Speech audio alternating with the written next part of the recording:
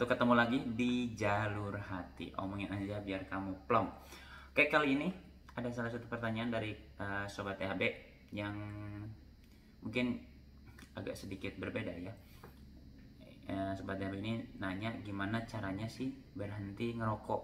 Wah, ini kayaknya memang sesuatu yang klasik banget ya. Permasalahannya teman-teman semua remaja itu kalau atau cowok misalnya, kebanyakan lah cowok gitu, kalau nggak ngerokok kayaknya ngerasa nggak keren aja gitu ya. Jadi Sobat DB ini kayaknya ingin berhenti merokok. Sebetulnya banyak banget cara ataupun jalan untuk bisa berhenti ngerokok. Bahkan ada terapinya, ada konselingnya bagaimana kita untuk bisa berhenti ngerokok. Tapi sejauh pengalaman saya gitu ya, ketika misalnya ketemu dengan teman-teman yang akhirnya memutuskan berhenti ngerokok, itu seperti sebuah apa ya, keputusan akhir, keputusan final gitu kan, yang itu tidak ada lagi pilihan. Salah satu contoh kasus misalnya, ada sebuah keluarga yang anak paling besarnya itu sering ngerokok dan bapaknya tidak ngerokok. Di keluarga itu nggak ada yang ngerokok. Kemudian si bapaknya bilang ketika akan meninggal gitu kan, tidak semua anaknya itu berkumpul semua. Kemudian si bapaknya bilang ke si anaknya, ke yang paling gede yang suka ngerokok itu, bahwa nak, berhentilah ngerokok karena ngerokok itu nggak baik, terus juga membuat orang lain rugi juga, dan itu membekas di anak tersebut. Akhirnya sejak saat itu langsung berhenti ngerokok. Jadi nggak ada tahapannya kan. Kalau misalnya tahapan berhenti ngerokok katanya alihkan perhatian, misalnya kita makan permen, kemudian juga terapi bagaimana kalau bisa dibilang alam bawah sadar itu semacam kayak dihipnotis gitu ya, dimanipulasi bagaimana kenikmatan itu tidak hanya dalam bentuk rokok, kesenangan itu tidak hanya bentuk rokok gitu kan, tapi hal-hal yang lainnya. Kemudian juga beralih dengan aktivitas-aktivitas lain yang berguna, yang mengalihkan perhatian untuk tidak ngerokok, isi semua aktivitas seperti itu kan. Tapi sesungguhnya kalau kita coba runut dari tadi kisah itu tadi, kemudian ada juga kisah-kisah yang lain ketika misalnya ada satu kasus lagi, sudah berumah tangga, punya anak, kemudian anaknya kena pneumonia. Itu usianya baru sekitar 6 bulanan gitu kan.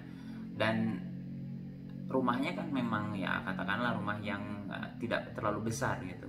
Kemudian si dokternya bertanya pada si ibunya, apakah di rumah ada yang ngerokok?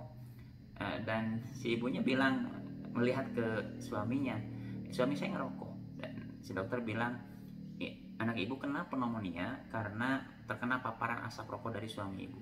Dan sejak saat itu suaminya atau ayahnya dari anak yang kena pneumonia itu langsung berhenti. Dan itu tidak ada tahapan. Jadi ternyata kunci dari berhenti ngerokok itu satu, dari niat yang kuat sebetulnya. Jadi kalau kitanya niatnya kuat ingin berhenti, itu seperti semuanya menjadi terabaikan dan semuanya menjadi penguat kita untuk oke deh, gue nggak akan ngelakuin lagi itu. Jadi bicara lagi ingin berhenti ngerokok, kita harus kuatkan niat dulu. Nah, memang untuk menguatkan niat itu kita harus bicara dulu apa keuntungannya, apa kerugiannya. Kita logika, misalnya kita bermain logika. Kalau sehari kita misalnya habis satu bungkus rokok yang harganya 20.000, coba kita kalkulasi, maka sebulan kita bisa 600.000. Nah, dalam hitungan ekonomi itu bisa nyicil motor. Dalam 3 tahun kita bisa beli motor baru. Dalam nyicilnya 3 tahun misalnya. Atau misalnya hitungan lagi, dalam beberapa tahun kita bisa beli investasi apa gitu ya, yang lain gitu kan. Jadi secara logika kita memang harus naikin dulu, misalnya merugikan diri sendiri, merugikan orang-orang di sekitarnya gitu kan.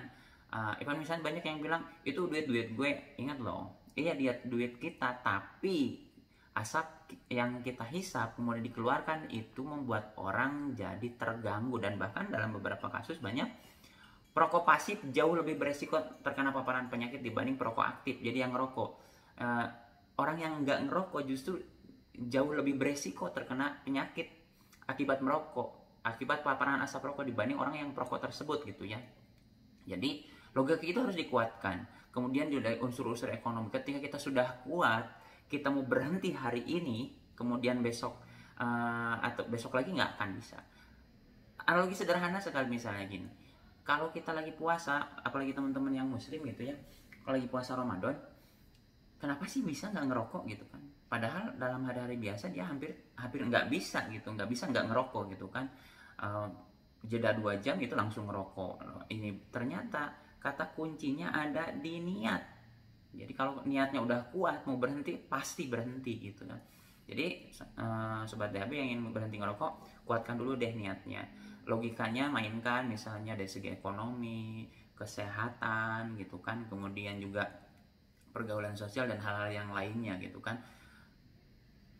Ya saya nggak usah bilang keren itu tidak harus ngerokok, atau semua teman-teman kita semua sadar kok gitu ya bahwa bahaya merokok itu seperti apa. Jadi yang paling penting, paling pokok adalah satu, niatnya yang kuat dulu untuk berhenti ngerokok. Setelah itu selesai, semuanya akan bisa kita lewati. Itu aja, mudah-mudahan bermanfaat. Kita ketemu lagi di konten berikutnya. Assalamualaikum warahmatullahi wabarakatuh. Omongin aja biar kamu plong.